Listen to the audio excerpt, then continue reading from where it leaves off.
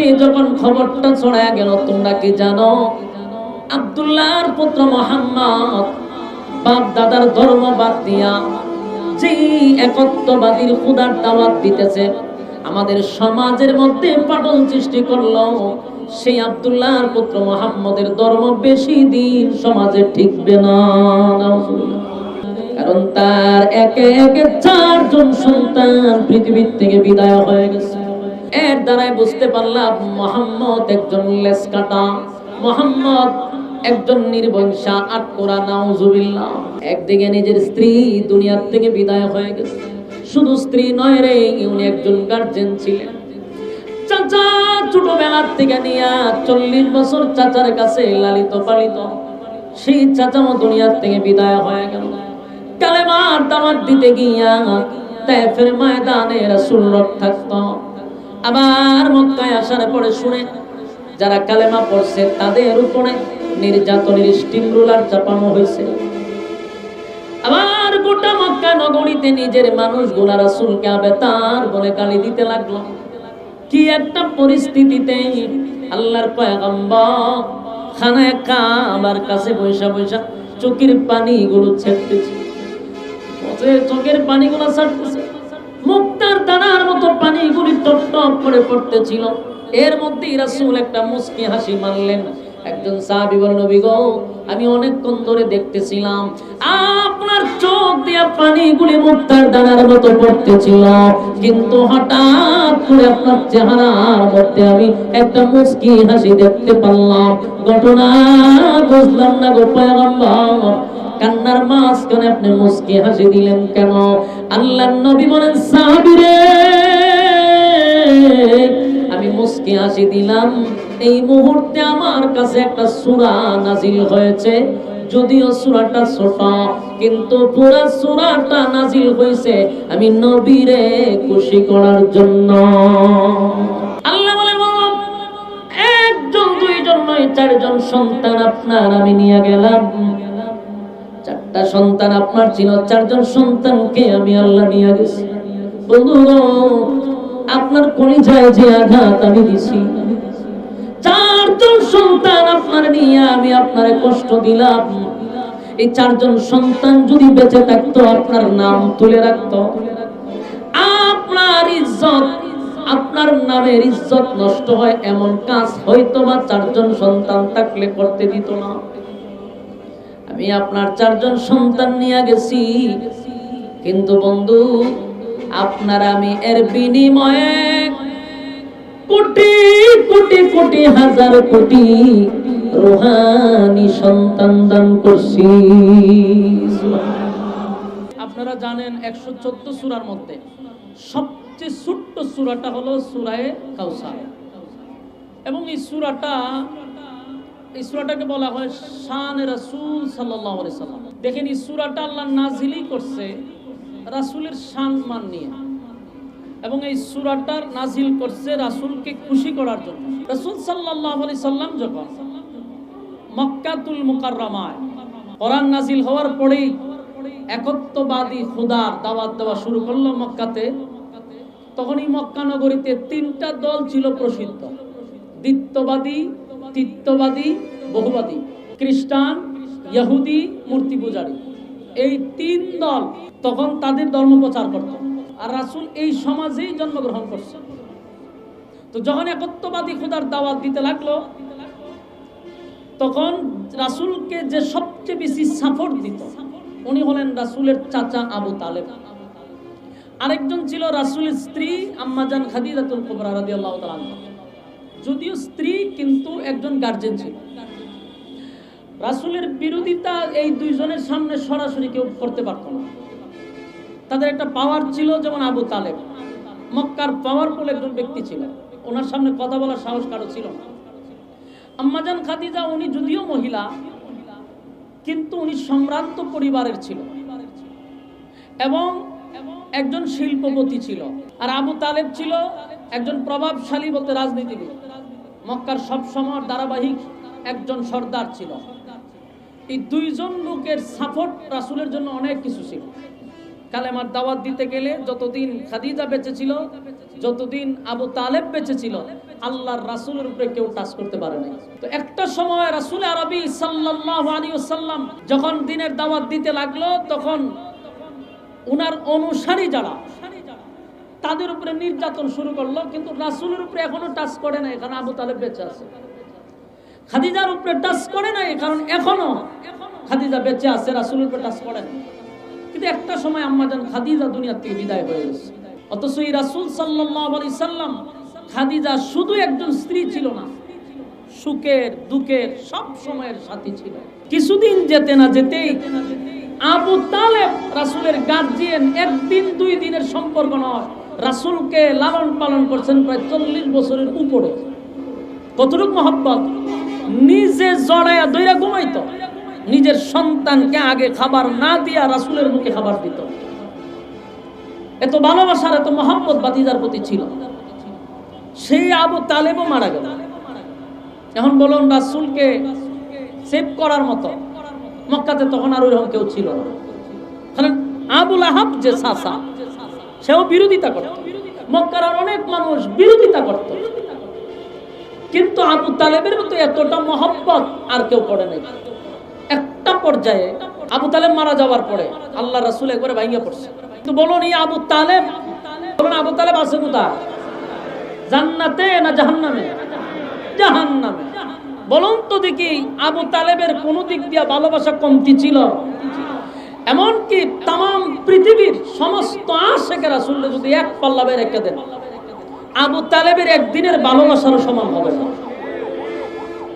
সেই আবু তালেব এত ভালোবাসার পরে কোথায় গেছে? কেন? কারণটা কি? শুধু ভালোবাসাটাই ছিল। ভালোবাসার সঙ্গে যেটা দরকার ছিল এটা আবু তালেবের ছিল না। ভালোবাসার সঙ্গে তার দরকার ছিল অনুসরণ, অনুকরণের দরকার ছিল। কিন্তু শুধু ভালোবাসা গেছে, আর এই ভালোবাসাটায় ওনাকে জান্নাত পর্যন্ত নিতে পারে নাই, এই ভালোবাসায় ওনাকে জাহান্নামে নিছে। আবু তালেব মারা যাওয়ার পরে, খাদিজা মারা যাওয়ার পরে একটার পর একটা মুসিবত আসতে আছে। রাসূল মনটা একেবারেই ভেঙে গেছে। চিন্তা করলো, এখন মক্কাতে যে পরিস্থিতি, আমি একটু দূরে যাই। রাসূল মামার বাড়িতে গেছে দাওয়াত দেওয়ার জন্য, তায়েফে গেছে দাওয়াত দিতে গিয়ে কেন বেঈমানদের হাতে রাসূল মার গেছে, রক্তাক্ত অবস্থা। রাসূল সেখান থেকে আবার মক্কায় আসছে। তাহলে একদিকে আম্মাজান খাদিজা মারা গেল, আবু তালেব মারা গেল, নবীর উপরে মুসিবত, তায়েফে গিয়ে মার খাইল। পরবর্তীতে রাসূল আসার পরে 60টা সন্তান ছিল রাসূলের, একে একে 4 জন সন্তান দুনিয়া থেকে বিদায় হয়ে গেছে। এরপরও রাসূল খানায় কাবার সামনে বসছে, বৈশা মনটা খুব খারাপ। এর মধ্যে একজন সাহাবী আয়া বলে, হুজুর ওই বেলাল রে মারতেছে, বেলালের বুকের উপরে পাথর রাখছে। সাহাবায়ে কেরাম যারা কালেমা পড়ছে তাদের উপরে নির্যাতনের স্টিম রুলার চাপায়া দিছে। আমি আপনাদেরকে প্রশ্ন করি, স্ত্রী মারা গেল, চাচা মারা গেল, নিজের সন্তান 4 জন শেষ, নিজের রক্তাক্ত, সাথী সঙ্গী রক্তাক্ত, বলুন পরিস্থিতিটা কি পরিমাণ হয়েছে? আক্রান্ত মন নিয়ে রাসূল খানায় কাবার সামনে বসা, চোখ দিয়া মুক্তার দানার মতো পানি পড়তেছে। কত লোক কষ্টে আছে। পৃথিবীর মধ্যে সবচেয়ে কষ্ট হলো সন্তানের কাঁধে, সন্তানের লাশ বাবার কাঁধে ওঠা। এরকম 4 জন সন্তানকে রাসূল নিজে গোসল করাইছে, নিজে কাপড় পরাইছে, নিজে কবর দিছে। কতটুকু কষ্টে আছে। রাসূল যখন এই কষ্টের মধ্যে খানায় কাবার সামনে বসা, ঠিক তখন আল্লাহ রাব্বুল আলামিন আমার তেলাওয়াতকৃত কমপ্লিট সূরা কাউসার এই মুহূর্তে নাজিল করেন। নাজিল করে শুরুতে আল্লাহ বলেন, ইন্না আ'তাইনাকাল কাউসার। আল্লাহ রাব্বুল আলামিন বলেন, নিশ্চয় আমি আপনাকে কাউসার দান করলাম।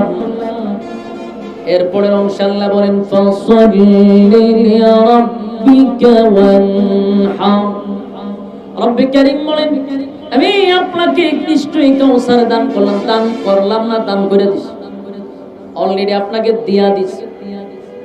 বিনিময়ে আপনি ফাসাল্লি লিরাব্বিকা ওয়ানহার, বিনিময়ে আপনার রবের জন্য আপনি সালাত এবং কুরবানি আদায় করেন। সালাত আদায় করে এবং আল্লাহর রাস্তায় কুরবানি দেয়। প্রশ্ন হলো, এত বড় মুসিবত পয়গম্বরের উপরে, একটার পর একটা মুসিবত, সন্তান 4 জন চলে গেল, অন্যদিকে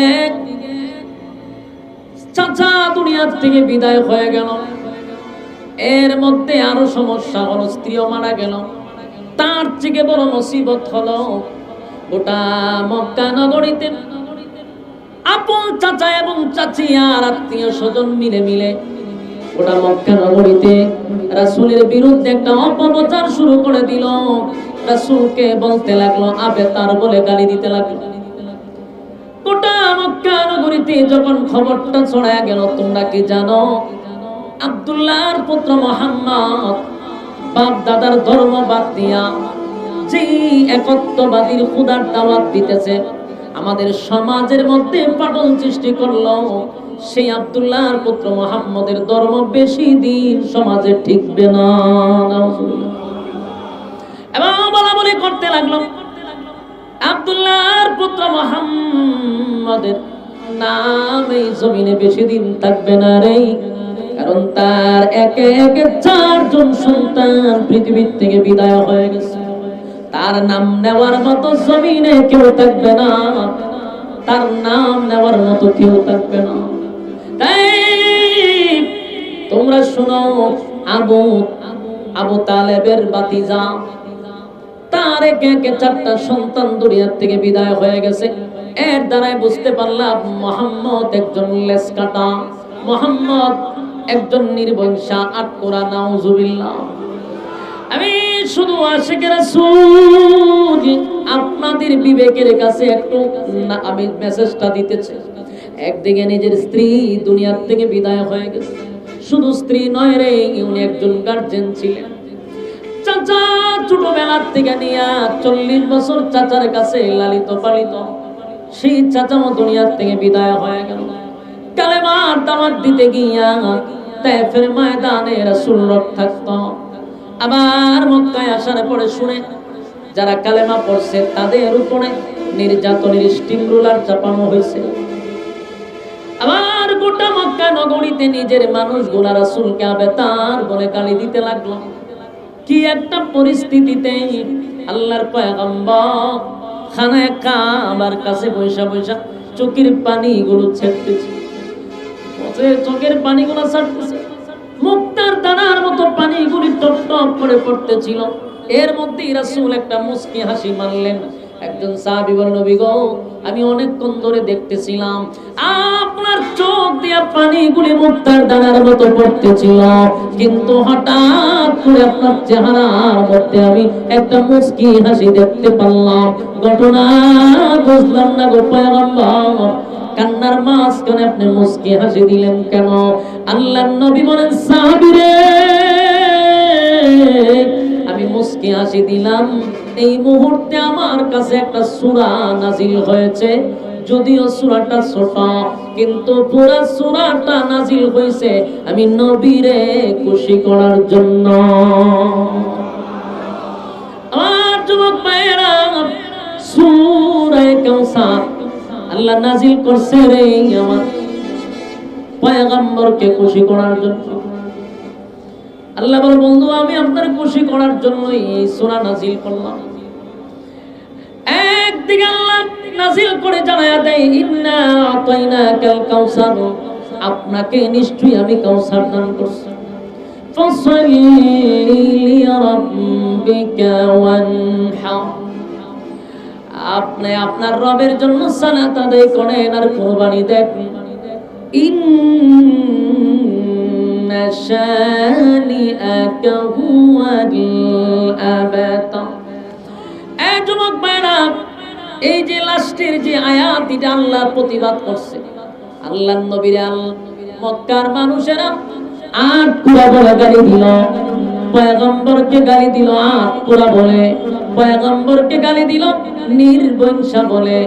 আমার পয়গম্বর একটা বারের জন্য প্রতিবাদ করে নাই রে, কিন্তু আল্লাহ নিজেই তার বন্ধুর পক্ষ হইয়া প্রতিবাদ করছে। আল্লাহ বলে, একজন জন্য এই 4 জন সন্তান আপনার আমি নিয়ে গেলাম। 4টা সন্তান আপনার ছিল, 4 জন সন্তানকে আমি আল্লাহ নিয়ে গেছি। বন্ধু, আপনার কলিজায় যে আঘাত আমি দিছি, 4 জন সন্তান আপনার নিয়ে আমি আপনারে কষ্ট দিলাম।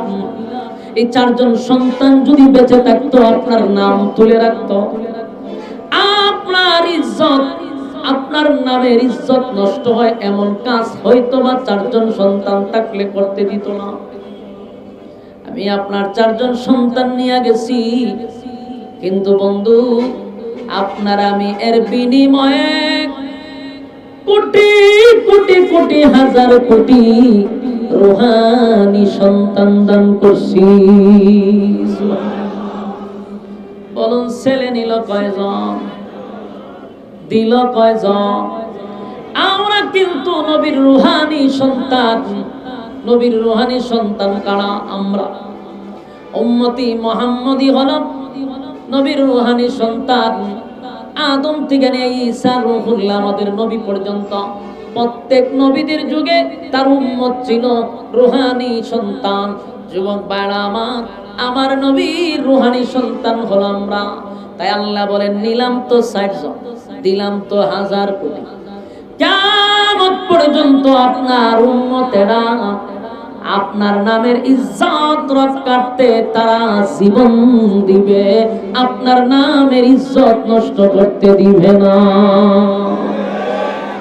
আমি জানতে চাই, আমরা তো নবীর রূহানি সন্তান, কথা হয় না তো? নবীর রূহানি সন্তানটা কি নবীর ইজ্জত নষ্ট করতে দিবে? কথা হয় না? এরপর আল্লাহ বলেন, ইন্না শানিয়াকা হুয়াল আবতার। যারা আপনাকে আবেতার বলছে, আমি আল্লাহ বলছি, তারাই আবেতার, তারাই লেসকাটা, তারাই নির্বংশা। বলুন, এরা বলছে কি নবীর নাম নেওয়ার মতো কেউ থাকবে না। প্রতি সেকেন্ডে সেকেন্ডে নবীর নাম নেওয়া হচ্ছে কিনা? গোটা পৃথিবীতে নবীর নাম প্রতি সেকেন্ডে নেওয়া হচ্ছে। বলুন, আবু জাহেলের নাম নেওয়া হয়, গিনার সাথে নেওয়া হয়। আবু লাহাবের নাম নেওয়া হয় না, গিনার সাথে নেওয়া হয়। আমার নবীর নাম দুনিয়া থাকবে যতদিন, নবীর নাম থাকবে ততদিন। সুতরাং আল্লাহ রাব্বুল আলামিন বলেন, বন্ধু আপনার 60 জন নিছি, কোটি কোটি দিছি, কষ্ট পাওয়ার কিছুই না। আপনারা তারা আবেতার বলে গালি দিছে, আপনি প্রতিবাদ করেন নাই, আমি আল্লাহ নিজে প্রতিবাদ করছি। সূরা কাউসার নাযিল করে যে তারা আবেতার, তারা নির্বংশা, তারা লেসকাটা, আপনি না। আপনার নাম থাকবে পৃথিবী যতদিন থাকবে। সুবহানাল্লাহ। এমন প্রশ্ন হইল, কাউসার নি, রাসূল এই মুহূর্তে কাউসার দিল কেন? এই কাউসার সাধারণ কোন নিয়ামত ছিল না। বলুন, কাউসার কি সাধারণ নিয়ামত? কথা হয় না। আল্লাহ রাব্বুল আলামিন বলেন, আদম আলাইহিস সালাতু ওয়াস সালাম থেকে নিয়ে কিয়ামত পর্যন্ত, আপনি নবী পর্যন্ত, ঈসা রূহুল্লাহ পর্যন্ত কত নবী রাসূল দুনিয়ার জমিনে আমি পাঠাইলাম। কত নবীর পয়গম্বর দুনিয়াতে পাঠাইলাম, কাউরে আমি কোনদিন কাউসার দিব এমন ঘোষণাটুকু করি নাই। আর আমি আল্লাহ আপনাকে কাউসার অলরেডি দিয়া দিছি। সুবহানাল্লাহ। শুধু তাই না, পয়গম্বরকে আল্লাহ রাব্বুল আলামিন সশরীরে কাউসার সরাসরি আল্লাহ দেখায়া দিছে। সুবহানাল্লাহ। এই কাউসারের কত দাম, এই কাউসারের কত দাম, কত দাম, কত দাম। কিয়ামতের মাঠে যারা গিয়া দাঁড়াইবে, পুনরায় যখন জীবিত করবে, সেদিন মানুষগুলা এত পিপাসা থাকবে, কলিজা ফাটা পিপাসা লইয়া সেদিন দাঁড়াবে। সেদিন বোঝা যাবে হাউজে কাউসারের পানি কত দাম। সেদিন পানি পান করাবে রাসূলের বরকতি হাত দিয়া। আদম থেকে নিয়ে ঈসা রূহুল্লাহ কোন নবী সেদিন বরকতি হাত দিয়া পানি পান করাবে না, আমার নবী পান করাবে। তো তা কারা পানি পান করবে? যারা দুনিয়াতে নবীর তরিকা অনুযায়ী জীবন যাপন, নবীর রেখে দেওয়া ইসলাম যারা পালন করছে, মন গড়া ইসলাম যারা পালন করে নাই, আল্লাহ যখন পানি পান করতে হবে আল্লাহ পর্দা ফেলাই দেবে। কিছু মানুষের সামনে কি করবো? পর্দা ফেলাই দিবে। সবাই যে পানি পান করবে বিষয়টাই দিল না, মাঝখানে পর্দা বেরোবে। তো রাসূল জিগাইব যে পানি তো আমি আপনার কাছে জুড়ে আছি, আপনি আমার পানি গিফট করছেন আমার উম্মতকে পানি পান করানোর জন্য, তো পর্দা ফেলাইলেন কেন? আল্লাহ কয়, আমি যা জানি আপনি তা জানেন। আপনি যারা পানি পান করাইতে চান, এরা দুনিয়াতে আপনার রেখে যাওয়া ইসলাম পালন করে নাই, এরা আপনার দাঙ্গান দাঙ্গা ইসলাম পালন করে নাই, এরা বাপ দাদার জিন্দগি পালন করছে, বাপ দাদার ইতিহাস কইরা এরা জীবন যাপন করছে, পীর ফকিরের ইসলাম পালন করছে, মাগার আপনি নবীর ইসলাম পালন করে নাই। আমি আল্লাহর সিদ্ধান্ত, আপনার বরকতি হাতের পানি এদের মুখে দিবেন। বলুন কাদেরকে পানি দিবে? যারা নবীর তরিকায় জীবন যাপন করছে, নবীর রেখে যাওয়া ইসলাম পালন করছে, পীর ফকিরের ইসলাম পালন করে কোনোদিন হাউজে কাউসারের পানি পাওয়া যাবে না। সম্মানিত সুধী, যেখানে সমস্ত উলামায়ে কেরাম আজকে বাংলাদেশে একটা প্ল্যাটফর্মে আসছে একজনের বিরুদ্ধে, যে তার কথায় যদি তোমরা চলো গোমরা হবে, এরপরে একটা জাতি এই ফিরের পিছ চাপতেছে, আবার বাংলাদেশে একটা দাঙ্গা হাঙ্গামা করার চেষ্টা করতেছে। এই ভ্রান্ত দলের বিরুদ্ধে এই যে তখন আলোচনা করে গেল, দুইজন ব্যক্তি আমাদের রেজাউল করিম আবরার ভাই আর জুনায়েদ আল হাবিব সাহেব, এর দ্বারা স্পষ্ট, আর মাঝখানে কোনো কিছু বলার দরকার আছে? আপনাদেরকে একেবারে স্পষ্ট করে বুঝাই দিচ্ছি, যেখানে সমস্ত উলামায়ে কেরাম বলতেছে আপনি এই কথাগুলোর উপরে শুধু একবার তওবা করেন, বলে আমি যা বলছি ভুল বলছি, কালকে আমরা আপনার পক্ষে যাব, কালকে আপনার জুতা ঠান্ডার লেগে আমরা যাব। কিন্তু আপনি যে এটার উপরে আছেন, সন্দেহ লাগে আপনি কার এজেন্ডা বাংলাদেশে বাস্তবায়ন করতে যাচ্ছেন। এবং যারা এখন জমাইত হচ্ছে, আমার সন্দেহ লাগে সরকারকে বিপদে পালানোর জন্য একটা গভীর ষড়যন্ত্র চলতেছে। যেভাবে আনসার বাহিনী দিয়ে গভীর ষড়যন্ত্র চলছিল, একই কাঠামোতে এখন আন্দোলন শুরু হবে একমাত্র সরকারকে বিপজ্জনক একটা বিপদের মধ্যে ফেলানোর জন্য। আমরা বাংলাদেশে যারা আছি, আপনারা খুব সজাগ থাকবেন, চোখ কান খোলা রাখবেন। বর্তমান সরকারকে কোনো বিপদে যেন না ফেলতে পারে, এই ব্যাপারে আমরা সজাগ থাকবো। প্রয়োজনে যা যা করার মুরব্বীদের নির্দেশ আমরা তা করতে বাধ্য হব। শান্ত দেশকে আপনি অশান্ত করবেন, আর আমরা আলেমরা বইবে চকলেট খাইবে। কথা হয় না? আলেমরা সিনে কেমনে কি করতে? কথা হয় না? অতীতে দেখাইছে।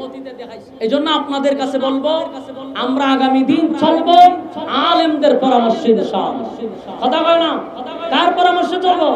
আলেমদের পরামর্শে চলবো। কোন গায়ের আলেমের পক্ষে কোনো কথা আমরা বলবো না, তাদের ব্যাপারে কোনো কর্মসূচি আমরা নিব। কারণ উম্মতকে একটা বিপদে বলা না, ভ্রান্ত আকীদার থেকে আমাদের ফিরে আসতে হবে। আল্লাহ সবাইকে মানার, বুঝার তৌফিক দান করুন। এবং আমি বলনে ওয়ালাকে, শুনলে ওয়ালাকে উভয়কে সহিভাবে আমল করার তৌফিক দান করুন। সকলে বলে আমিন।